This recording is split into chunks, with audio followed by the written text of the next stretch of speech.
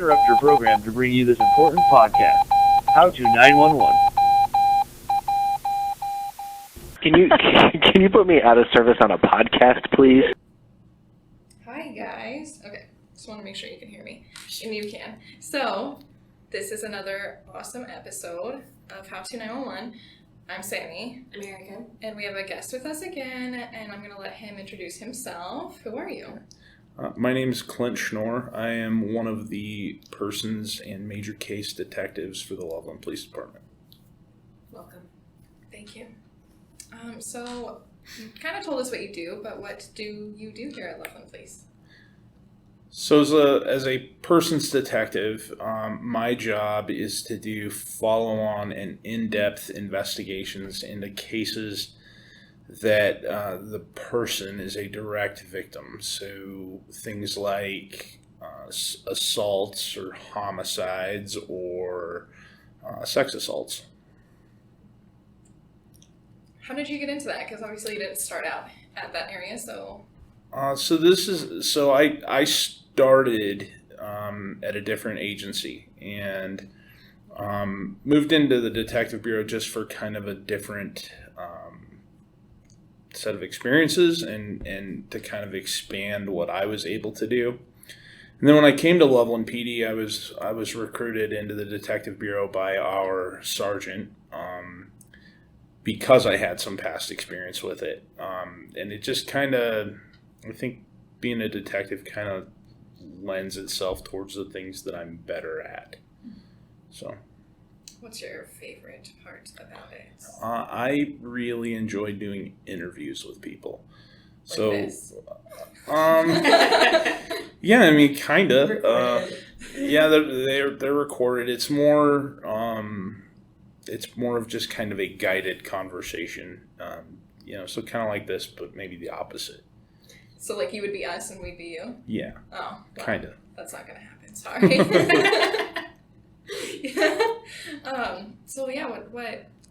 What about that do you like the most? Like, interviewing people. Like, what specifically? I think what makes it so much fun or enjoyable, I don't know if fun's really the word, is to be able to talk to people on a level that you can get them to essentially tell you the rotten things that they've done. And it takes, it's more than just sitting down and being like, well, so did you do it? Because you never get a confession that way. So it's kind of, I guess it's kind of like a combination of like maybe role playing or acting with them a little bit and being able to at least empathize with their position in life. It's really hard to sympathize with somebody that's done some of these things, but you can always empathize with them and be like, well, okay, I put myself in your shoes a little bit and maybe understand why they did it. And once I think you can understand why and break down some of the stigma of the crimes, you can really get people to open up. And it's the why a lot of the times that we're after. Usually going into a case, you know what happened. And you have a pretty general good idea of who it happened to and who did it. But the why is always kind of the hinge point on it. So Yeah. when you're able to talk to people and get down on their level with them, you can get that why. Yeah. That's the fun part of my job. Nice.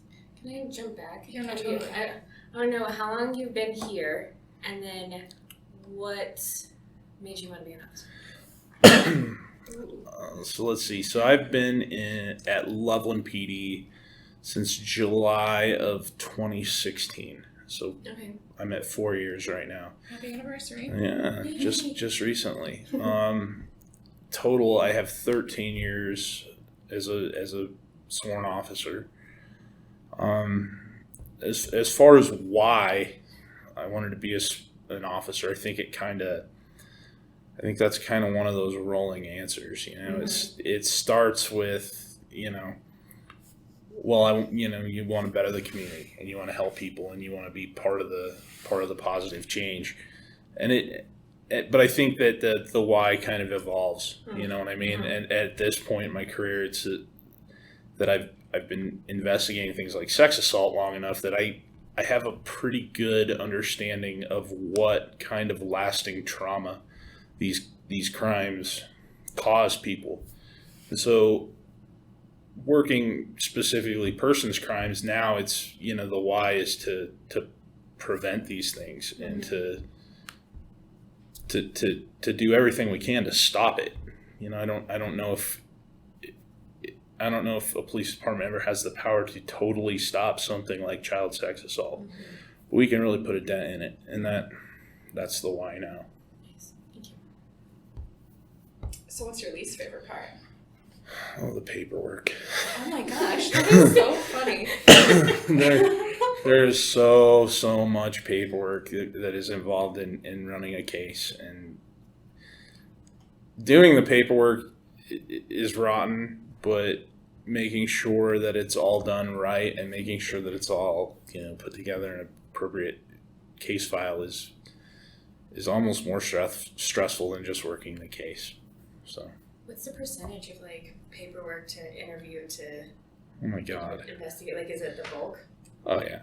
Yeah. I mean, interview maybe 2 hours, 3 hours sometimes. When paperwork is triple, at least. Oh my god, so much paperwork. Wow. Yeah. I'm completely derailing here, but the paperwork portion, that is so critical as a detective because of court, correct? Oh yeah. If it's not right, everything can be thrown out. Oh, Depending, I am not any kind of legal knowledgeable person, but our goal, is always to make sure that the appropriate charges are levied on the appropriate person. We would never, omit or overlook exculpatory evidence or any of that stuff, and that's part of why it's so imperative. When you're going through, so look at a fraud case maybe, right? You're getting lots and lots of records from banks, and you have to pour through every bit of it to make sure that the money trail is correct, and that's the paperwork in my job doing persons crimes is mostly writing an accurate police report, and that we have a lot of technological advances, so we can do transcription and things like that. I can send a video out, and somebody sits in a room and types it out word for word. But I'm responsible for that work product in the long run, which means that I have to go back and say it's a 2-hour interview. I have to pull the interview up on one screen and the transcription up on another one and check it and make sure that it's correct. Verbatim what they're saying, or as close as possible. There's always, in the way that Americans talk these days, there's lots of slang and lots of buts, but we want to make sure that it's as accurate as it can possibly be, and that's all time. So gotcha. I guess that's part of what I mean by the paperwork. Yeah. So something that we don't think about on this end. Yeah. Well, I mean, regular. Yeah, and writing a police report, or writing an arrest affidavit or a warrant affidavit, an omission of one word can really change a lot of the bulk of the statement. So to be accurate, anytime you're writing it, you're going to watch the video and make sure that it's verbatim in there. So that's where the time comes in and how it takes so long. Yeah. If you're watching it and it's not, you're watching the video and he said or she said something, and can you change it, or does it have to get sent out? I can change it. It's just a Word document that we get. So Locked or anything? Yeah, no. Cool. I have another question. Just asking. I think this is going to be after. Just remind me that I have a question. Hopefully I'll remember. I don't want to ask it right now. Okay. I feel like it doesn't fit. So, I know that you didn't really work patrol here then, right? No, I did. Okay. I was on patrol here for maybe a year and a half-ish, Okay. something like that. Yeah. Yeah. So, what does dispatch do well from your recollection? Well, as a detective, I use dispatch a lot too. So, if I'm out in the field doing follow-ups on stuff or, running surveillance on something, dispatch is the link there because I'm a plainclothes officer, so I don't wear a uniform. I have an unmarked car that doesn't say police on the side of it, and I rely on dispatch to know where I am and what I'm doing, because if dispatch starts getting lots of calls of, hey, there's this creepy dude sitting in a creepy car in my neighborhood, it's good that instead of me having to get out and identify myself as an officer, the dispatch can just be like, hey, we have an officer in the area, don't worry about it, it's all good. That's very helpful. I use dispatch a whole lot for doing like workups on my suspects, getting criminal histories and rap sheets and things like that. And so dispatch does that very, very well for me. Dispatch also seems to know that I have a radio in my car, but not on my body. So if I call out on the radio, like, hey, I'm over here, I see this, I need some help, and then get out of my car and go contact them, dispatch is very, very quick to get assistance there because I don't have a radio and I'm on my own. So that's always comforting to know that somebody's kind of looking out for what I'm doing. So Good. Yeah. So, flip side of that, what do you think we can improve on? And, don't sugarcoat it just because we're right in front of you and might take it personally. And we'll share it with all of our partners. I just think it's always good to have, outsiders' opinion because, we get stuck in our ways and improving is always better than being stagnant.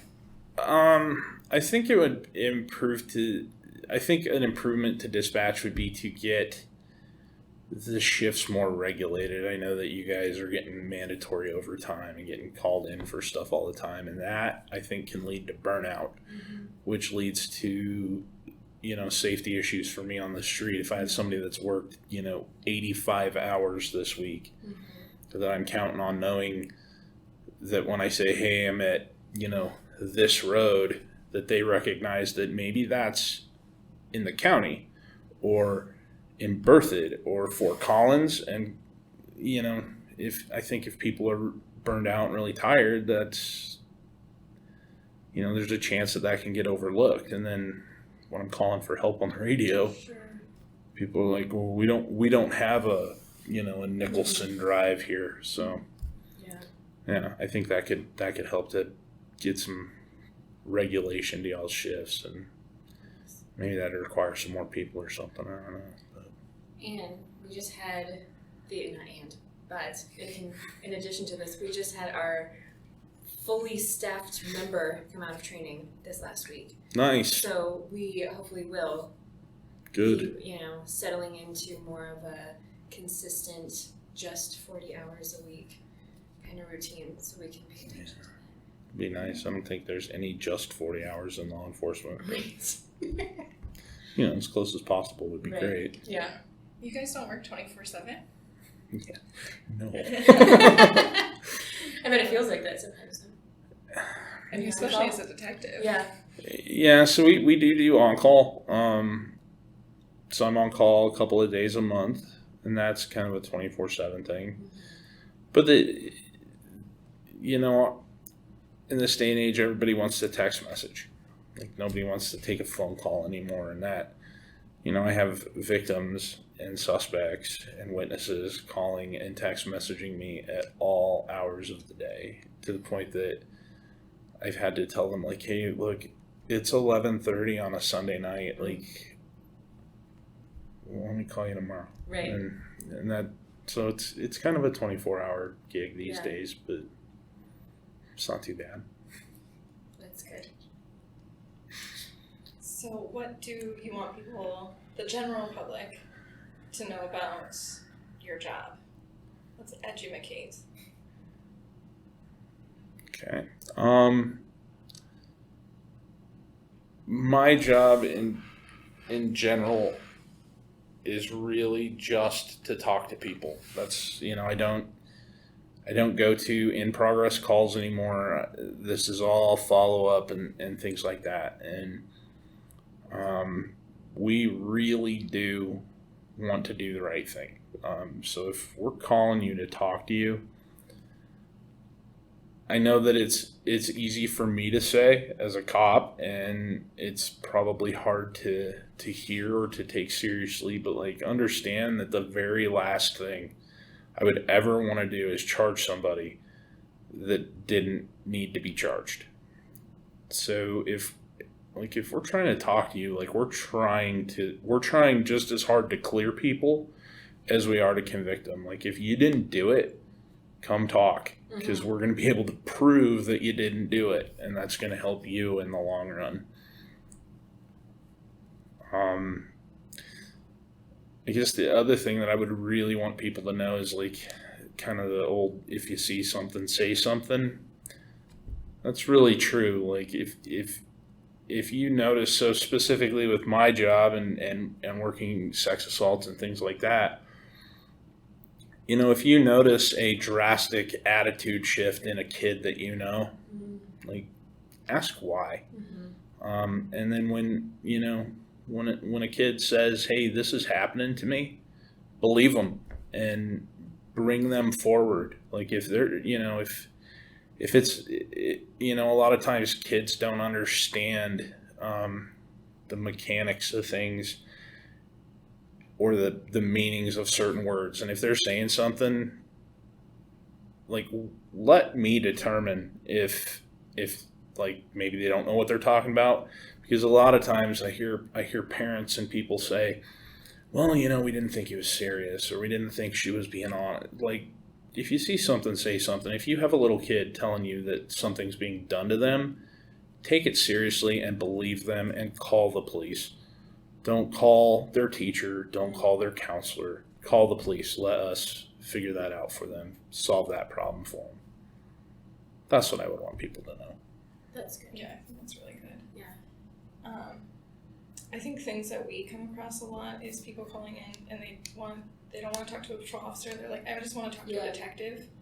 And we have to tell them, well, it starts with a patrol officer and then you have to go to a detective. So maybe you can explain that a little bit. Yeah. As to why that's the policy. So it's our policy that calls are initiated with a patrol officer. That's just kind of the way it is. I have a lot of open cases that I'm working every single day, and I don't really have the bandwidth or the time to determine if you need to call the police. Like if you see something, say something, call the police, let a patrol officer start the call. They'll get the basis of the information, because for me to do anything about it, the first thing I need to establish is what's called venue or jurisdiction. So if you live in Loveland, but something happened in Longmont, you're going to need to talk to the Longmont police, not the Loveland police. And that's one of the things that our patrol officers are very, very good at working on when they're dealing with sex assaults or child sex assaults, is that the first thing we need to establish is venue. What agency needs to deal with this problem? Because like I said, we have a lot of cases that we're working. So talk to the patrol officer. If it happened in Loveland, you're going to get a call from a Loveland detective, but we start with patrol. And about how long does it take from it getting out of the patrol officer's hands into a detective's, do you think? It depends on the case. It depends on if this is something that happened. So talking specifically like sex assaults, we have evidence gathering procedures called SANE exams. These need to be done within 7 days. So if patrol finds out that there's a sex assault that just occurred, they're going to talk to a detective that night, because the patrol officer is going to call me at home and say, hey, this is what we got. We're at MCR getting ready for a SANE exam, and I'm going to come there and talk to you after your exam. If this is something that happened 10 years ago that people have been kind of working through in therapy and stuff like that, and now are ready to make the call, that's not something we're going to do in the middle of the night. That's something that a patrol officer is going to initiate. It's going to land on a detective's desk within a day or two, and we'll be calling that victim to come in and give a statement. It just kind of depends on the case. Yeah. It's never a long time. We have systems set up within the police department that when officers take cases that are going to the detectives, they're required to be turned in that shift. They're required to be forwarded to the bureau that shift. And then the detective sergeant will hand them out, and that's usually within a day or so. So it's pretty quick. Yeah, that's good to know. Yeah. So you guys do like CSI stuff, right? You go into the crime scenes and everything. Yes and no. So at Loveland Police Department, we have crime scene technicians. This is usually a collateral duty for a patrol officer. They go through lots and lots of training on how to, do things like collect DNA and, extra training on getting fingerprints and photography and things like that. Usually, if it's a crime that we still have a scene where we can gather evidence, it's usually pretty fresh and pretty higher profile.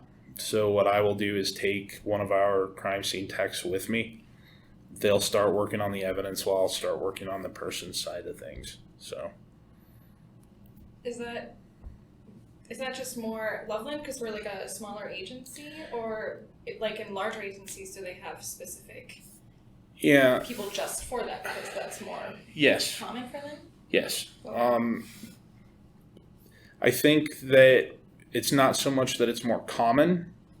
I think it's a budgetary thing. Mm-hmm. I think that larger agencies have larger budgets, so they can have additional personnel for just crime scene.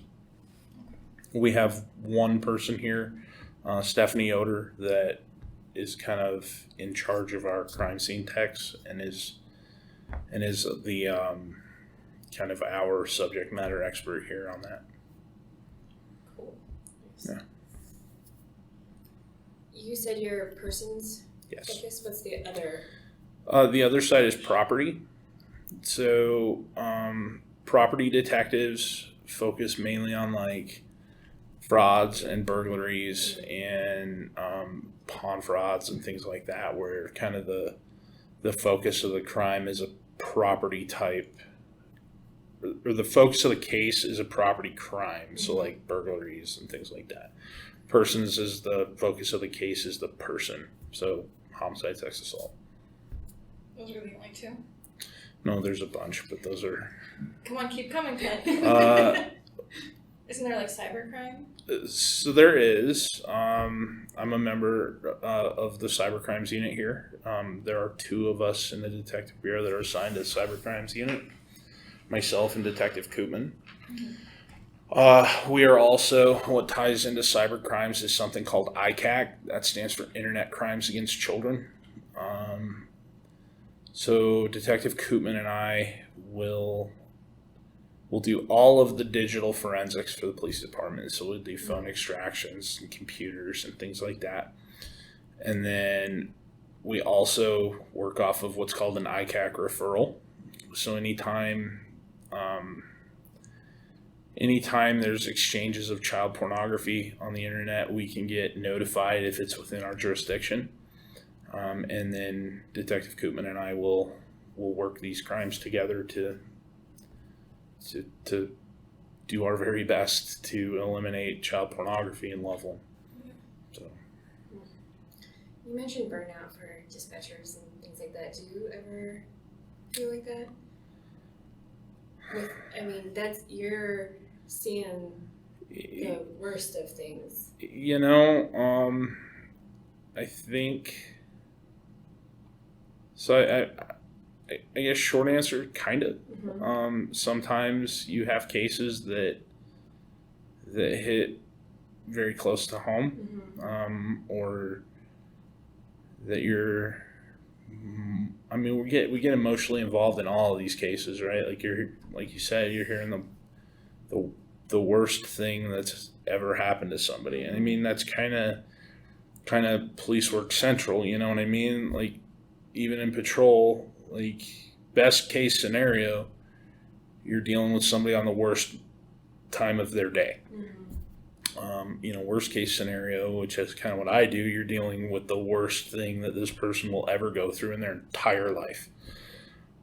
So you get emotionally involved. I think sometimes certain cases will be more so or harder to deal with. But I can't really burn out. Yeah. So. Just lots of energy drinks then. Well, it's that's the difference between detective work and patrol work. Like, patrol work, you're gonna feel a physical exhaustion. With the detective bureau, it's all mental and emotional. It's just we're dealing with horrible things in there. So, but we can't really afford to be burned out. Like, I can't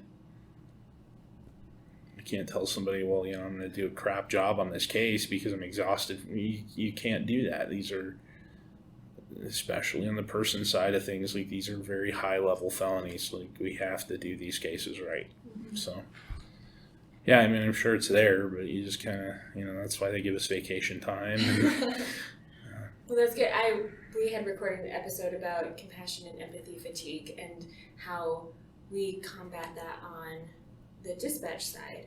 And if you are willing to talk about if there's anything that you do besides just vacations or anything, like, to combat just the general stress of your job.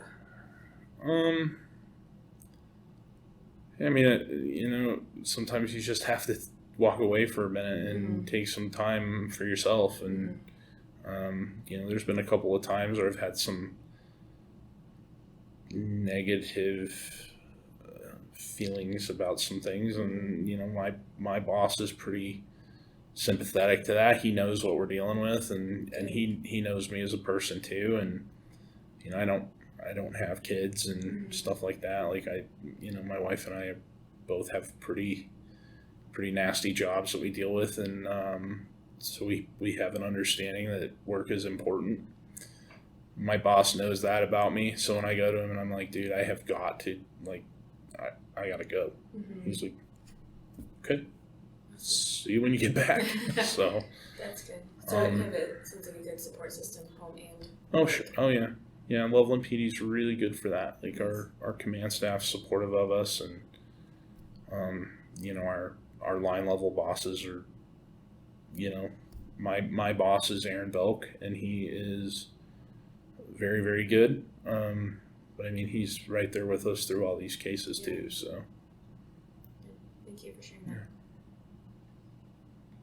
So something that I think about a lot. I listen to a lot of true crime podcasts, and it always grinds my gears just a little bit whenever they, like, whoever the podcast is starts talking about, they get a little disagreeable with the police department with how they handle, like, high profile cases with not releasing information or something like that. So, like, maybe you can explain us to, like, why it's so important to release XYZ information and not other information.